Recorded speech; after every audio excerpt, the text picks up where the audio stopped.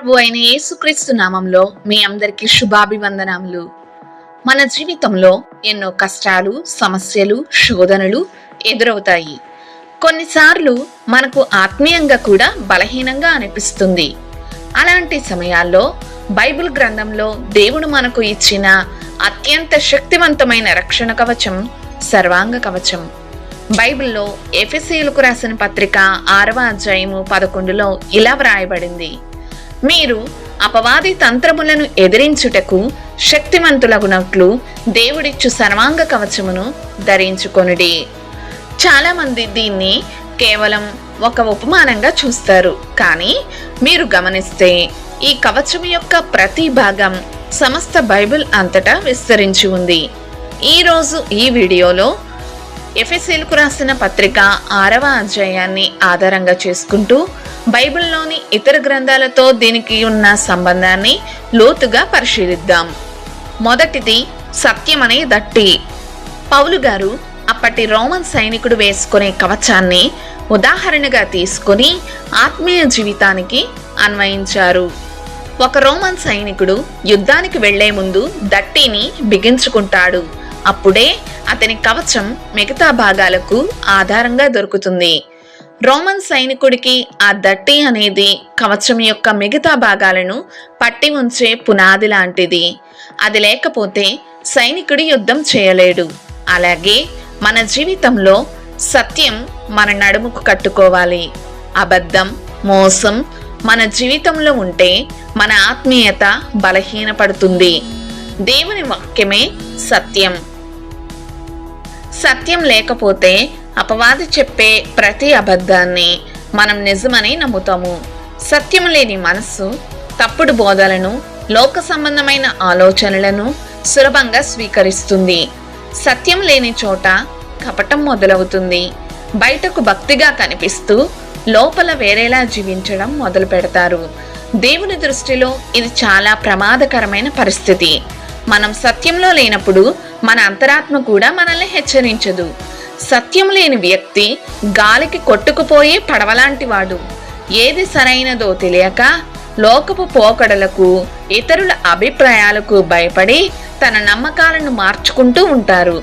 దేవుని వాక్యమే సత్యము. సత్యము మిమ్మును స్వతంత్రులుగా చేయును. రెండవది నీతి అనే మైమరువు తొడుగుకొని. దేవుడు నీతిని కవచముగా ఆయన ధరించుకొనెను. మెడ కవచం గుండెను కాపాడుతుంది.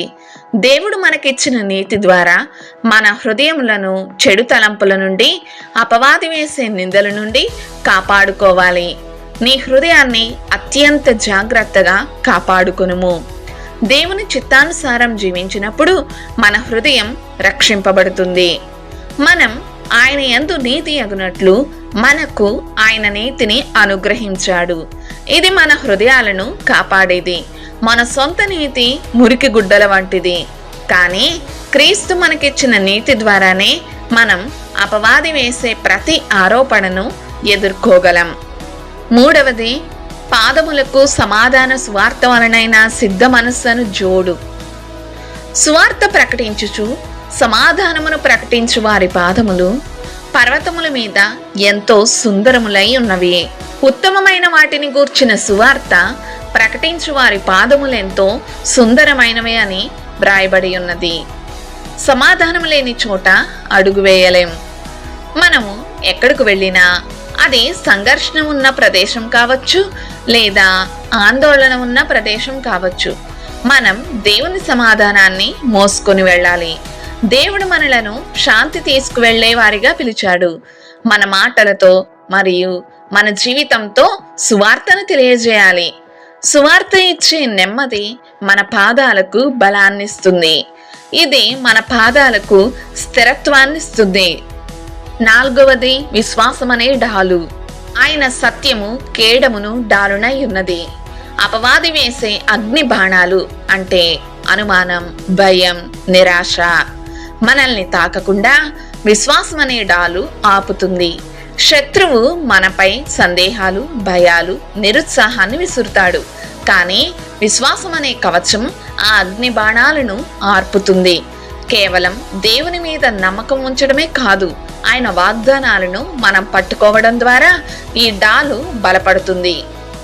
5వది రక్షణ అనే శిరస్త్రాణం.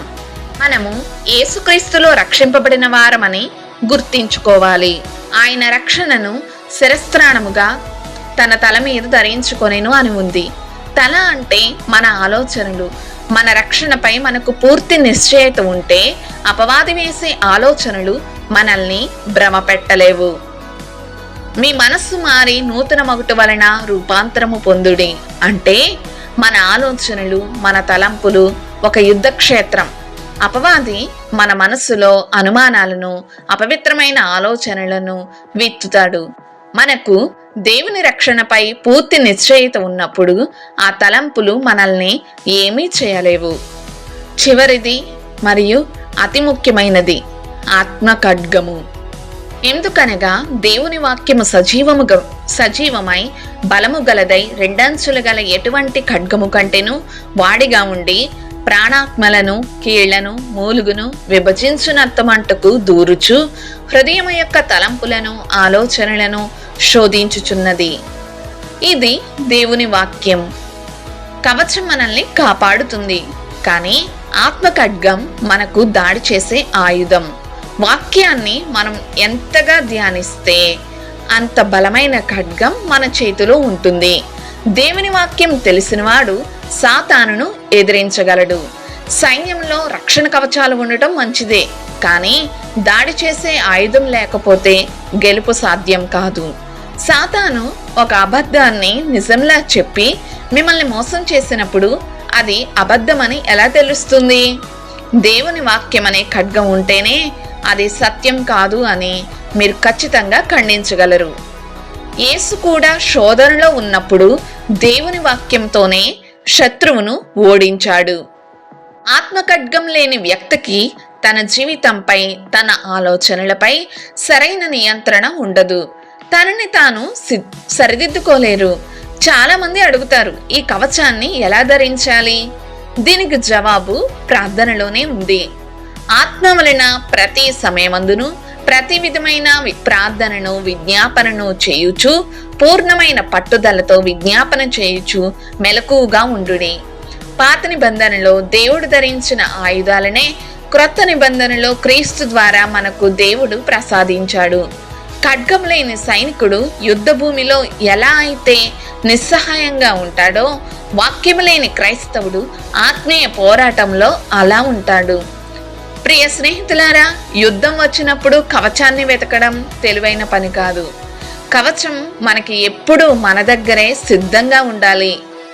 దేవుని సంరక్షణలో ఉన్న వారిని శత్రువు జయించలేడు.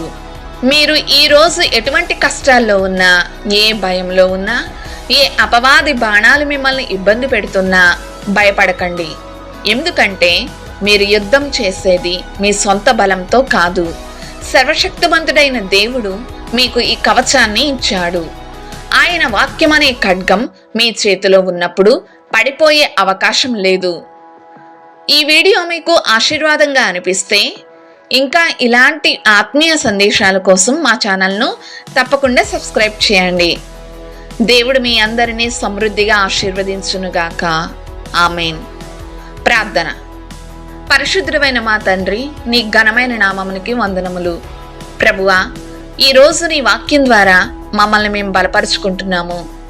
నీవు మాకిచ్చిన సర్వాంగ కవచాన్ని మేము విశ్వాసంతో ధరించుకుంటున్నాము. అబద్ధాలకు దూరంగా నీ సత్యంలో మేము నడుచుటకు సహాయము చేయండి. మా హృదయాలను చెడు ఆలోచనల నుండి కాపాడండి. మా ప్రతి అడుగు నీ స్వార్థ వ్యాప్తికి ఉపయోగపడాలి.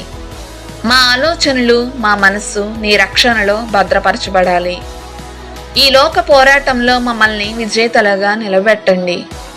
మీ కృపలో మమ్మల్ని భద్రపరచమని మా ప్రభు అయిన యేసుక్రీస్తు నామంలో వేడుకుంటున్నాము తండ్రి. ఆమేన్.